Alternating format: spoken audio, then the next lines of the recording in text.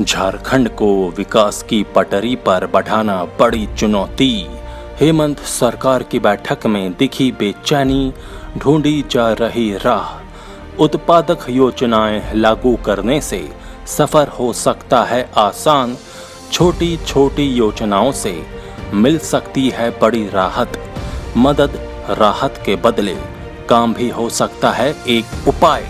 नमस्कार, आजाद सिपाही विशेष में आपका स्वागत है। मैं हूं राकेश सिंह। कोरोना महामारी से तबाही की कगार पर पहुंच चुकी भारत की अर्थव्यवस्था से झारखंड भी अछूता नहीं है। आर्थिक गतिविधियां बंद होने के कारण राज्य में विकास योजनाएं लंबे समय से ठप पड़ी हुई हैं। मुख्यमंत्री हेमंत सोरेन ने इस मुद्दे पर गंभीर रुख अख्तियार किया है और अपने मंत्रियों के साथ इस पर मंथन किया है।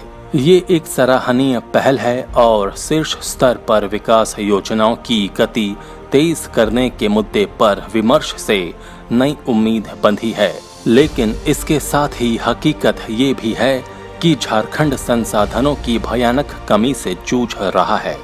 राज्य सरकार के पास अपनी आमदनी बढ़ाने का कोई सहज जरिया नजर नहीं आ रहा है। ऐसे में बड़ा सवाल ये है कि विकास योजनाएं लागू कैसे की जाएं और उनका अंतिम परिणाम क्या होगा। इसमें कोई दो राय नहीं कि कोरोना काल में सामाजिक मोर्चे पर झारखंड सरकार ने बहुत अच्छा काम किया है, लेकिन इसका राज्य के खजाने पर विपरीत असर पड़ा है, ये भी एक हकीकत है। ऐसे में राज्य सरकार के पास अपनी आमदनी बढ़ाने के उपायों पर विचार करने के अलावा कोई दूसरा विकल्प नहीं है। इस विकल्प के तहत ऐसी छोटी योजनाएं तैयार की जा सकती हैं जिनका दूरगामी लाभ हो और राज्य सरकार की आमदनी बढ़ सके। सीएम की पहल की पृष्ठभूमि में झारखंड के सामने चुनौतियों को रेखांकित करता आजाद सिपाही ब्यूरो का खास विश्लेषण।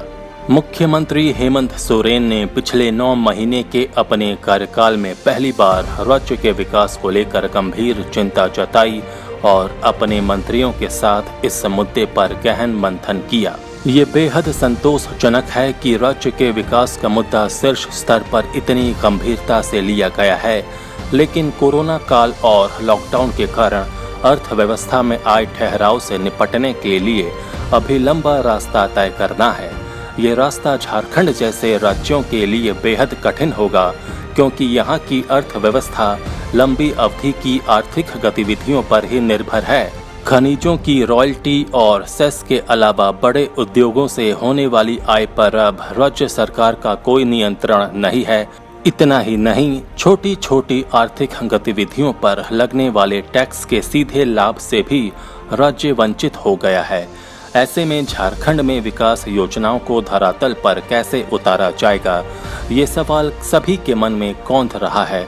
स्वाभाविक तौर पर मुख्यमंत्री हेमंत सोरेन भी इस सवाल पर मंथन कर रहे होंगे। तो फिर इस संकटपूर्ण स्थिति से उबरने का उपाय क्या हो सकता है? झारखंड की अर्थव्यवस्था का विश्लेषण करने पर निष्कर्ष यही निकलता है कि राज्य को विकास का वैकल्पिक मॉडल तैयार करना होगा।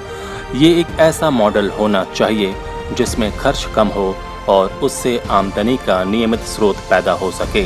इसके लिए सबसे जरूरी है कि लोगों को उत्पादक कार्यों से जोड़ना। राज्य सरकार ने गरीबों को मुफ्त या अनुदानित दर पर अनाज देने का बड़ा फैसला किया है। ये सराहनीय भी है और राज्य की जरूरत भी, लेकिन इसके साथ ही लोगों से इस लाभ के बदले कुछ काम लेने की तैयारी करनी चाहिए। अमेरिका के चर्चित सामाजिक राजनीतिक टीकाकार मैथ्यू आर्नोल्ड ने अपने एक लेख में कहा है कि यदि किसी समाज को बर्बाद करना है तो उसे मुफ्तखोरी की आदत लगा दो, यानी लोगों को मुफ्त में सब कुछ दे दिया जाए तो उनकी काम करने की आदत धीरे धीरे खत्म हो जाएगी और उनका समाज पंगु बन जाएगा। इस कथन को झारखंड को समझना होगा। गरीबों को रियायती दर पर या मुफ्त में अनाज देने की योजना तो अच्छी है, लेकिन इसके साथ ही उन लोगों को कोई न कोई काम में लगाना भी जरूरी है। लोगों को खाली जमीन को जोतने या उन पर पौधे लगाने के काम में लगाया जा सकता है। हेमंत सरकार ने ऐसी 3 योजनाएं शुरू की हैं। मुफ्त या रियायती अनाज देने के फैसले के साथ इन योजनाओं को जोड़ा जा सकता है। इसका सीधा परिणाम ये होगा कि लोगों को अनाज भी मिलता रहेगा और उनकी काम करने की आदत भी बनी रहेगी। झारखंड के सामने दूसरा विकल्प छोटी छोटी योजनाओं को तेजी से पूरा करने की हो सकती है। बड़ी योजनाओं में पैसा भी अधिक खर्च होता है और समय भी अधिक लगता है। इस पर सख्ती से रोक लगाने से समस्या कुछ हद तक खत्म हो सकती है। इनके बदले ऐसी छोटी छोटी योजनाएं तैयार की जाएं जिन्हें कम समय में उत्पादकता से जोड़ा जा सकता है। इससे जहां लोगों को रोजगार मिलेगा, वहीं राज्य के खजाने पर बोझ भी कम होगा। साथ ही योजनाएं जितनी जल्दी पूरी होंगी, राज्य की आमदनी भी उतनी जल्दी बढ़ेगी। कहा जाता है कि यदि छोटी छोटी योजनाओं पर काम लगातार चलता रहे तो फिर कोई बड़ा काम भी छोटा लगने लगता है। इसलिए पहला ध्यान छोटे कामों पर लगाया जाना चाहिए। इस बात में कोई संदेह नहीं है कि झारखंड का आगे का सफर बेहद कठिन है। हेमंत सरकार ने फिजूल खर्ची रोकने के लिए बेहद सख्त कदम उठाए हैं। इसके अलावा उसने अपने हक के लिए आवाज भी बुलंद की है। लेकिन ये भी हकीकत है कि झारखंड को अपना रास्ता खुद तय करना होगा। राज्य को अपने ही संसाधनों पर निर्भरता बढ़ानी होगी।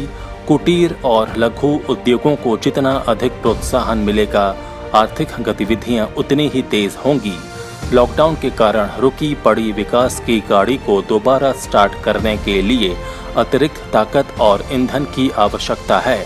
मुख्यमंत्री ने इस जरूरत को पूरा करने की दिशा में ठोस कदम तो बढ़ाया है, लेकिन इसमें आम लोगों को भी मदद करनी होगी। जब तक ऐसा नहीं होगा, विकास की गाड़ी दोबारा स्टार्ट नहीं होगी।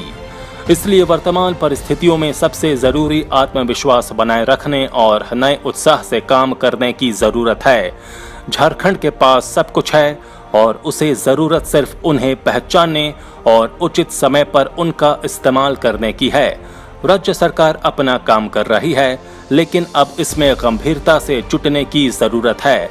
ऐसा होने से ही झारखंड के विकास की गाड़ी दोबारा रफ्तार पकड़ सकती है और एक बार ये गाड़ी चल पड़ी तो बड़े बड़े सूरमा भी पीछे छूट सकते हैं। आजाद सिपाही में अभी इतना ही। खबरों की और भी अधिक जानकारी के लिए आप पढ़ते रहिए अपना लोकप्रिय दैनिक अखबार आजाद सिपाही। आप हमारे इस YouTube चैनल को जरूर सब्सक्राइब करें। आप हमारे Facebook पेज को भी जरूर लाइक करें। जुड़े रहिए आजाद सिपाही के साथ। धन्यवाद।